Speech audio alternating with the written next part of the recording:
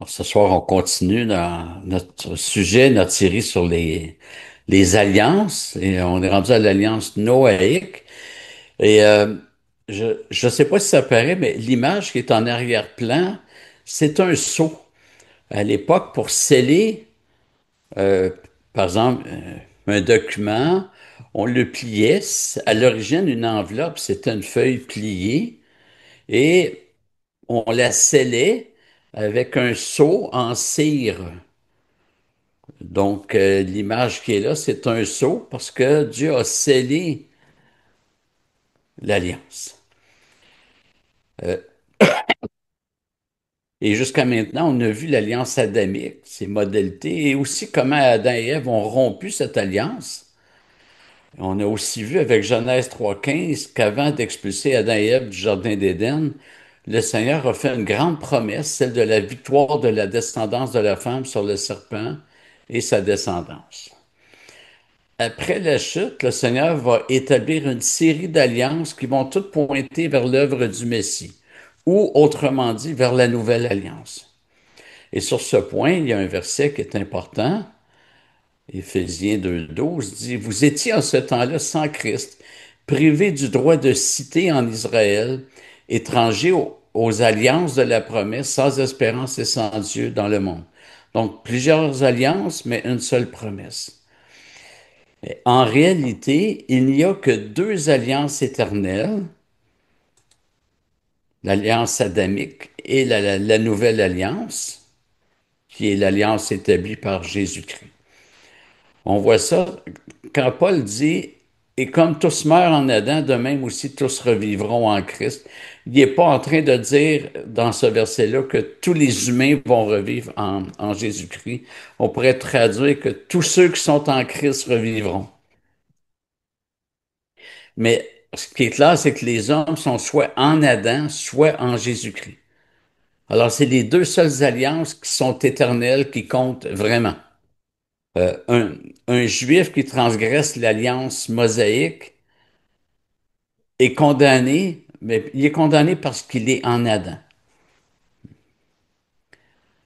Et lors du jugement, c'est l'alliance à laquelle chacun appartient qui va ressortir.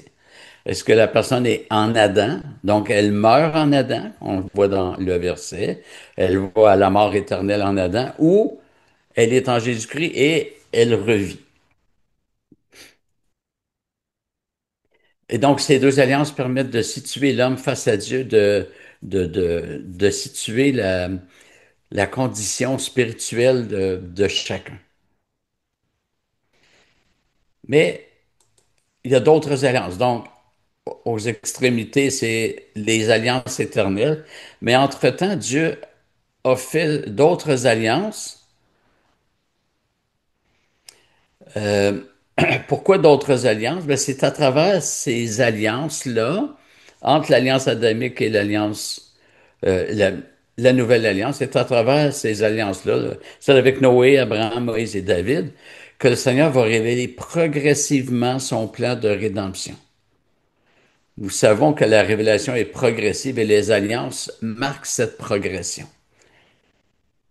D'ailleurs, quand Dieu dit j'établirai mon alliance avec toi, c'est pas j'établirai une nouvelle alliance ou une alliance différente. Le sens, c'est je vais faire progresser mon alliance avec toi. Je l'amène plus loin avec toi. Et chaque alliance là, qui sont au centre, là, Noé, Abraham, Moïse et David, amène quelque chose, met l'emphase sur pas une nouveauté dans les faits, mais une nouveauté dans la révélation. Alors, dans ce sens-là, on parle des alliances, comme dans Romains 9,4, les Israélites à qui appartient l'adoption, la gloire, les alliances. Mais ailleurs, il est question de deux alliances. Hébreux 8,13 dit, en appelant nouvelle cette alliance, il a rendu ancienne la première. Or, ce qui est ancien est vieilli sur le point de disparaître. Donc, on se demande s'il n'y a pas une confusion mathématique, mais non, c'est que quand il est question de deux alliances, on parle de l'ancienne comme un tout, Puis quand il est question des alliances qui ont précédé le Christ, comme dans Éphésiens, ce qu'on a vu, ben là, c'est pour mettre l'emphase sur euh, les, les particularités propres à chacune. Excusez-moi.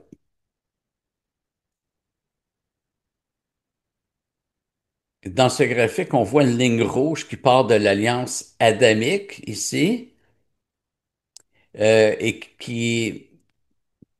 qui passe par Noé, Abraham, Moïse et David avant d'arriver à la nouvelle alliance. On a déjà vu que si Adam avait obéi au Seigneur, il ne serait pas mort. Et certains théologiens affirment qu'Adam et Ève ont été créés et placés en probation. Alors, la probation, c'est une période définie durant laquelle la personne doit prouver. Un nouvel employé va être en probation, par exemple, pour 3 mois, puis après ça, le patron dit on va voir si ça fonctionne. Donc, c'est une période d'épreuve. Je me demande si probation puis épreuve, ça vient pas du même mot. Euh, et sans être dogmatique sur cette question, je trouve que la proposition de la période de probation est très plausible. Certains chrétiens se demandent ce qui serait arrivé si Adam et Ève étaient demeurés dans l'obéissance à Dieu, mais que certains de leurs enfants avaient désobéi. Imaginez, Adam et Ève nous obéissent à Dieu, ils ne meurent pas, puis un, deux de leurs enfants pêchent. Donc, est-ce que la terre aurait été remplie à la fois d'une humanité qui s'est gardée du péché et qui vont vivre éternellement sur la terre dans cette condition-là? Et en même temps, il y aurait sur la terre des humains mortels. Alors, la période de probation résout ces questionnements et bien d'autres. Mais aussi, une période de probation inclut une récompense en cas d'obéissance et un châtiment en cas de désobéissance.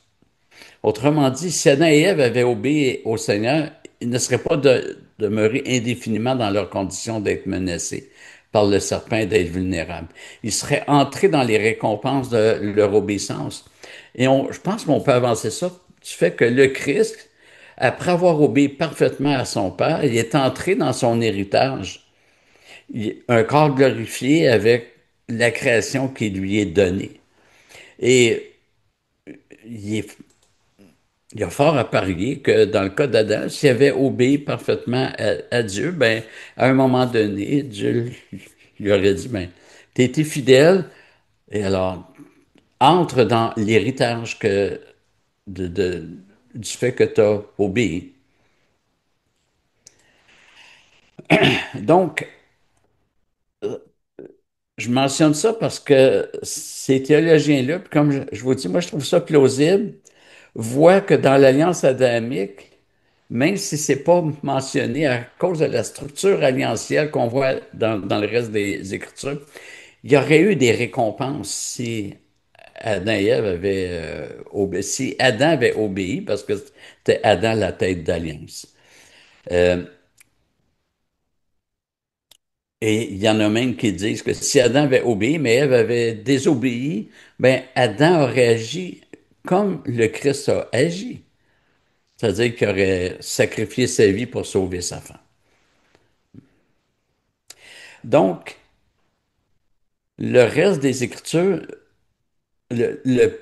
plutôt les autres alliances nous montrent comment Dieu va partir de l'alliance adamique, puis va progresser dans les alliances qu'on pourrait appeler intermédiaires, Noé, Abraham, Moïse et David, pour finalement accomplir la nouvelle alliance.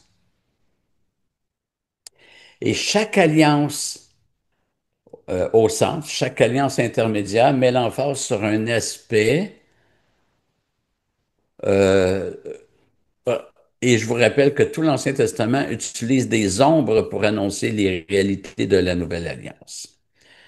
Alors, là, on arrive à l'alliance avec Noé, ce qu'on appelle l'alliance noaïque, Nohai, tréma, QE.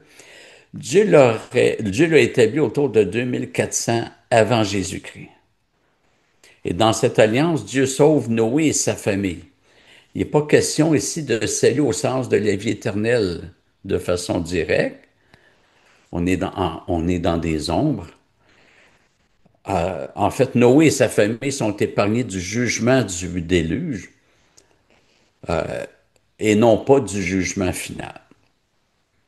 Noé va être sauvé au sens où on l'entend, mais c'est pas tous ses enfants qui sont sauvés, même s'ils ont été sauvés du déluge.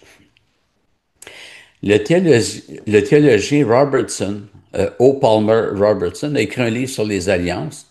Ce livre est traduit en français et il est vendu chez Publications chrétiennes. Et je vous le recommande vraiment. Déjà à notre église, on a au moins Mario puis Olivier qui le lisent. Et Robertson définit l'alliance noaïque comme étant une alliance de préservation.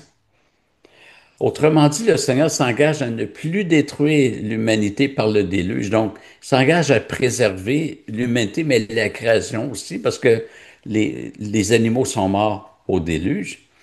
Et donc, il s'engage à préserver la création afin d'accomplir son plan qui culmine dans la nouvelle alliance. Le Seigneur avait toutes les raisons de mettre fin à cette création-ci, puisqu'elle a été souillée par l'homme, mais il la préserve afin d'accomplir son plan. Et c'est encore vrai. Pourquoi Dieu laisse le mal aller? Mais Dieu préserve tant que tous les élus ne seront pas entrés dans le salut. Le Seigneur extermine l'humanité au complet par le déluge, sauf Noé et sa famille. Mais si le Seigneur avait exterminé l'humanité au complet, sa promesse d'une descendance victorieuse n'aurait pas été remplie. En préservant 8 personnes du déluge, le Seigneur s'engage à préserver sa création de l'extermination par l'eau. Le Seigneur ne s'engage pas à ne plus exterminer l'humanité, il s'engage à ne plus le faire par l'eau. Et ce n'est qu'à la fin du monde qu'il détruira l'humanité après avoir sauvé tous les siens. La tête d'alliance est évidemment Noé. Dieu dit à Noé, avec toi j'établirai mon alliance. Tu entreras dans l'arche avec tes fils, ta femme et ta belle-fille.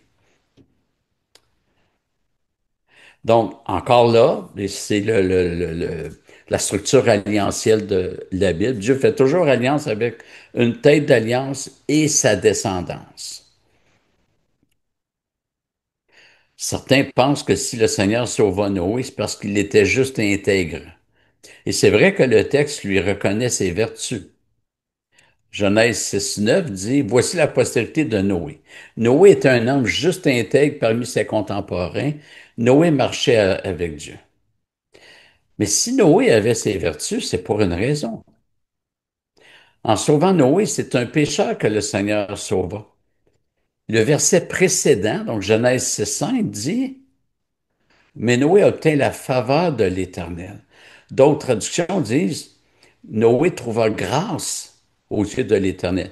Noé a eu besoin de la grâce de Dieu parce que Noé était pécheur et Noé va montrer son péché à la sortie de l'arche et va s'enivrer. Mais ce n'est que par la grâce que l'homme peut être sauvé. Et parce que Dieu lui a fait grâce, le Seigneur a transformé son cœur, ses pensées. Et ainsi, Noé était juste intègre. Comment Noé a-t-il pu être juste intègre alors que Paul dit, selon qu'il est écrit, il n'y a pas de juste, pas même un seul. Alors c'est vrai qu'il n'y a personne de juste et pas même un seul, ça inclut Noé. Personne par lui-même peut être juste.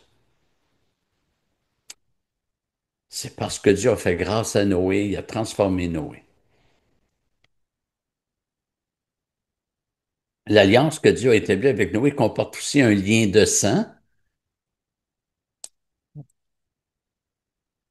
Dieu dit, tout ce qui rampe et qui vit vous servira de nourriture. Je vous le donne comme je l'ai fait des végétaux.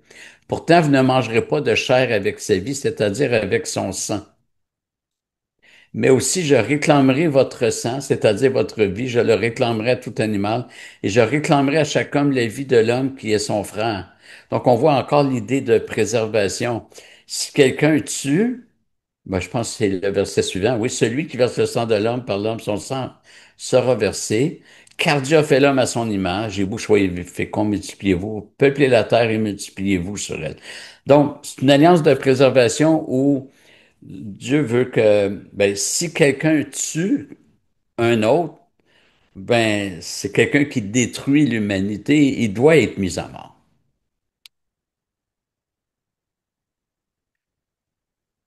Donc, le Seigneur interdit de manger le sang. Ce qui paraît curieux dans ces versets, c'est que le sang des animaux est discuté en même temps que le sang humain. Mais il faut cependant noter que si l'homme peut manger de la viande animale, ne peut pas manger de la viande humaine. L'homme a une valeur beaucoup plus grande que les animaux. Euh, la valeur que le Seigneur attribue au sang des animaux s'explique probablement par le fait que les animaux serviront de victimes sacrifiées, préfiguration au sacrifice du Christ. Deuxièmement, le sang de l'homme était redemandé. Je relis le verset 5. Euh, mais aussi, je réclamerai votre sang, c'est-à-dire votre vie. Je le réclamerai à tout animal. Je le réclamerai à chaque homme. Je réclamerai à chaque homme la vie de l'homme qui est son frère. Euh, ouais, ce verset nous dit que le Seigneur va demander des comptes à ceux qui verseront le sang humain, que ce soit un animal ou un homme qui verse le sang. Ça s'applique à nous parce que l'apôtre Jean dit dans sa première épître que si quelqu'un de la haine pour son frère, c'est un meurtrier. Donc, même si on verse pas le sang au sens propre, ben, dans un sens moindre, on est tous des meurtriers. Euh, on avait vu que dans chaque alliance, il y a une loi en force. Ah, on doit nous rappeler, puis c'est vrai pour toutes les Écritures, toute la vie de l'humanité, on doit se rappeler que la loi dans la conscience demeure, même si elle n'est pas mentionnée. Quand le Seigneur demande à Noé et ses descendants d'appliquer la peine de mort, c'est bien avant le mont Sinaï et c'est bien avant la loi mosaïque. Et il y a certains chrétiens qui s'objectent à la peine de mort pour diverses raisons reliées à l'Évangile. Et le texte le plus cité, à mon avis, c'est ce que Jésus dit à la femme adultère dans Jean 8. Alors Jésus se redressa et dit, Femme, où sont tes accusateurs? Personne ne t'a condamné? Elle répondit, Personne, Seigneur. Et Jésus lui dit, Moi non plus, je ne te condamne pas. Va et désormais ne pêche plus. Il y a plusieurs problèmes à évoquer ce texte pour s'opposer à la peine de mort. Le premier, c'est que le récit de la femme adultère n'est probablement pas canonique. Il est probablement pas inspiré. Euh, nous, on aimerait ça qu'il soit inspiré parce que c'est un texte qui est quand même beau, qui nous touche, on voit Jésus faire grâce, etc. Mais le problème, c'est que cette portion-là, dans Jean 8, ne figure pas dans les manuscrits les plus anciens. Et dans d'autres manuscrits, il est placé ailleurs dans l'évangile de Jean, et parfois il a même été déplacé dans l'évangile de Luc. Et dans certains manuscrits, ce récit est précédé d'un astérix indiquant le doute. De plus, les théologiens des premiers siècles, que l'on désigne comme les pères de l'Église, ont maintenu un silence unanime sur ce texte, c'est-à-dire qu'ils ne le citent pas, comme s'il n'existait pas. Mais même si le récit était canonique, il y a d'autres problèmes pour dire que ça met un terme à la peine de mort. Le texte nous fournit des raisons pour lesquelles Jésus n'aurait pas de suite aux accusations. On lit, toujours dans la même. Alors les scribes et les pharisiens amènent une femme surprise en adultère, la placent au milieu et disent à Jésus, Maître, cette femme a été surprise en flagrant délit d'adultère. La loi mosaïque demandait quelque chose de précis.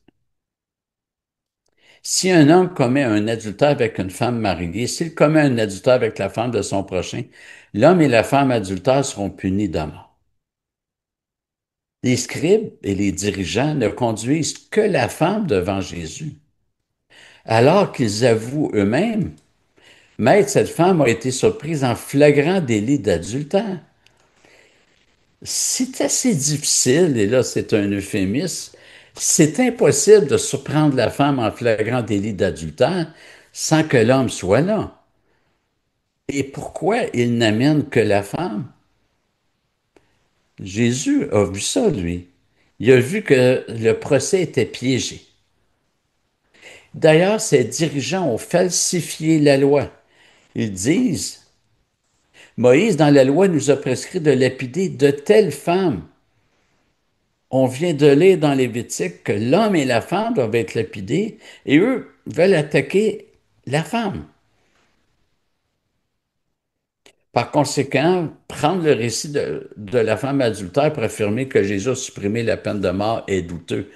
Dans l'Ancien Testament, on voit que ça prenait au moins deux personnes pour attester d'un péché et que les personnes devaient être examinées, de ce qu'on appelle les témoins, deux ou trois témoins. Les deux ou trois témoins devaient être examinés par les anciens. Il y avait une enquête, pas sur les personnes accusées, sur les accusateurs. Et Jésus a vu immédiatement que les accusateurs étaient biaisés. Puis en fait, ils ont voulu piéger Jésus. Alors, je ne veux pas lancer tout le débat sur la peine de mort, mais je ne vois pas dans la Bible pourquoi ça serait arrêté. Alors, en parlant d'arrêter, nous, on va s'arrêter ici pour ce soir, puis je vous remercie de votre attention.